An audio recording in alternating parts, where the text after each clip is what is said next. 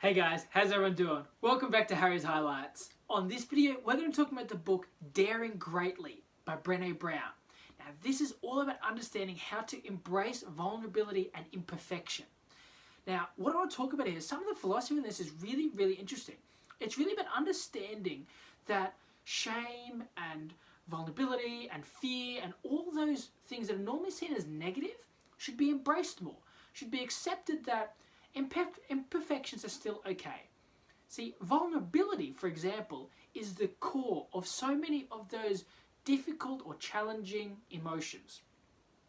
See, when you look at things like fear, when you look at things like weakness of any kind, that we're going to face them regardless. They're always going to be something that happens in life.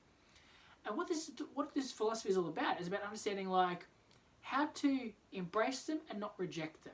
How to embrace them and understand that they are part of the process, and that the best thing you can do, the most effective thing you can do, is take them on board and face them head on and then move forward. Too often we're taught to basically push them aside, disengage from them, deflect them, don't ever really acknowledge them. It's always about don't put effort and energy into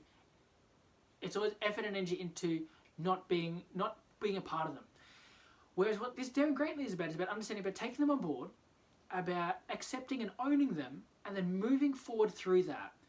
So what I really want to explain is about like a real feeling of acceptance. For a lot of people, they have this belief, or they're conditioned or cultivated in a thought process of that to accept weaknesses and things like that is to admit some form of defeat. When this philosophy is all about understanding to experience success, to be truly successful in anything, you have to embrace these negative or challenging feelings and then move forward from it. It's a belief in that like there's so much more credit in progress, that there's too often it's either you win or you lose, that there's not enough acknowledgement that the courage to try, even in times of difficulties, the courage to try in times of vulnerability, the courage to try in times of fear, needs more credit, and it should be recognized more instead of shunned.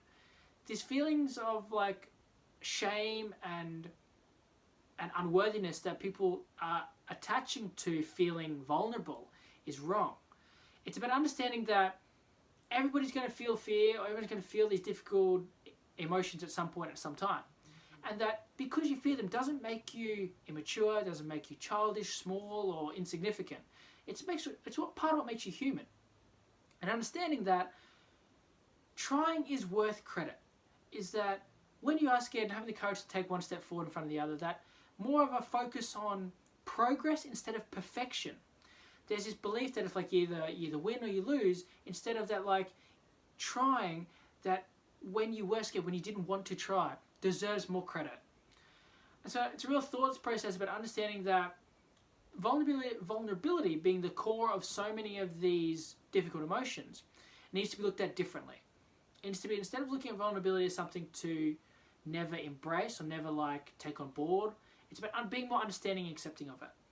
Understanding that like to ignore it and to apply ignorance to it is so limiting, that by looking at vulnerability as something that is a part of you and a part of any sort of process or system, that then you sort of accept the whole picture and not just the parts to cherry pick that what do you want to see and what you don't want to see. It's understanding that like having the process, the understanding of that you don't have to be perfect to start, you just have to start. And that there should be more recognition in people that are starting, people that are taking that courageous first step, and that there's just a focus on either winning or losing, and that everyone in the middle, in that part, that transitional process where you're basically feeling scared but taking action anyways, feeling like that, you know, despite all the fear, despite all of the uncertainty, you still try it anyway.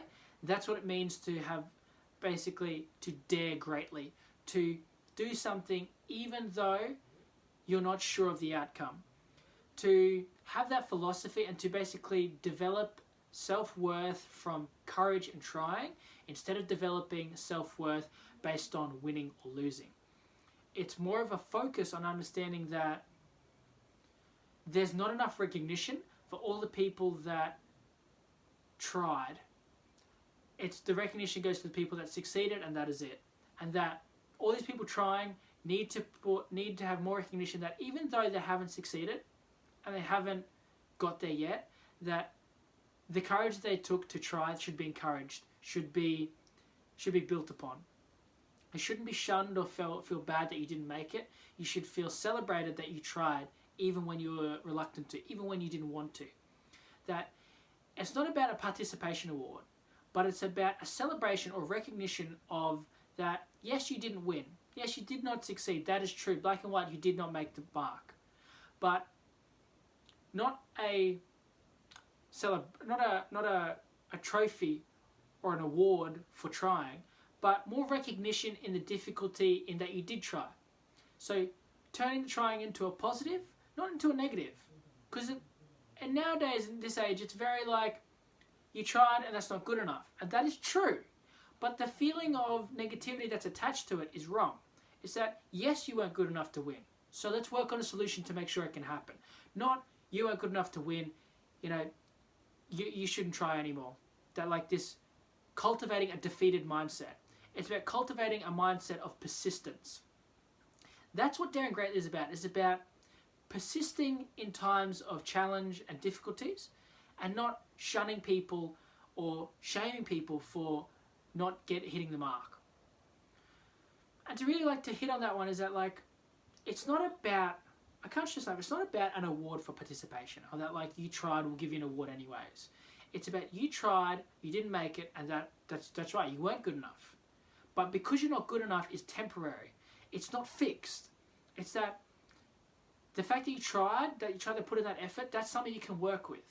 You can't work with someone that gives up. You can't work with someone that quits. You can't work with someone that isn't willing to participate in their own rescue. Sure, they might have fallen off for whatever reason and they didn't hit the mark. But now they need some form of solution to get them out of it. So, unfortunately though, with today's society, because you've fallen off, there's such a focus on the fact that you fell off that people don't want to try again because of fear of how they'll be judged from falling off again. Instead of, celebrate it for the fact that you fell 7 times but you stood up 8. Regardless of the amount of times that you've been knocked down, knocked over, you stood up again, you persisted and continued to keep pushing forward. There's not enough celebration or not enough focus on the courage that takes or requires. There's too much focus on this feeling of shame and negativity that you didn't win, which is breeding a culture of people that feel such an enormous amount of pressure that even when they do win, they feel unsatisfied because they feel like there's always something they could have done better, which is unhealthy in this sense. There's health in looking at things as like, I should always evaluate my wins and my losses, but it's unhealthy to be unsatisfied with a win. To always feel that like, yes, I've made it, I've made that goal, but I could have done better and I should feel bad for it. That is where it becomes unhealthy. And what's happening is that on the other end of the scale is that where people are sort of like, they're not even winning, they're trying, and there's no celebration for that trying. There's no recognition, congratulations for trying of any kind. It's not about awarding them. It's about helping them understand that like, you tried, you failed, now try again. Too many people are stopping at that fail part. They tried, they failed, that's it, I quit, I give up. Instead of the encouragement to push forward, to keep trying to do more. And that's what this is about. This book, this Daring Greatly, what it was about, and the philosophies in it. Although difficult to, I guess, communicate, the philosophy behind it that I wanted people to sort of understand more was understanding that trying is worth recognition, trying is worth credit.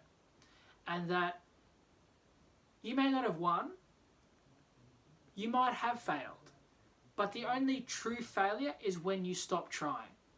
It's like that old saying that goes that like, you try, you fail, you try, you fail, but the only true failure begins when you stop trying. And it's about understanding that people should have more of a focus on trying again without discounting failure. So to quickly summarize on all this one, we're basically explaining how that you need to embrace vulnerability and imperfection. That you are still good enough even though you're not perfect. That accepting those imperfections is still okay. You're accepting them and you're going to work on them. You're not accepting them and then that's it. There's no further progress. It's about understanding that trying is worth credit. Progress is worth recognition. You don't have to be perfect to start. You just have to start. You have to take that step forward. It's about understanding that your self-worth needs to come from courage and trying, not necessarily from purely succeeding. That trying means that you are valued, you are valuable enough to, you're worth the investment. Now, following all of these things and understanding these philosophies will help you to understand how to dare greatly. Now, we'll be making a lot more of these videos for this training series to help you with your personal development goals.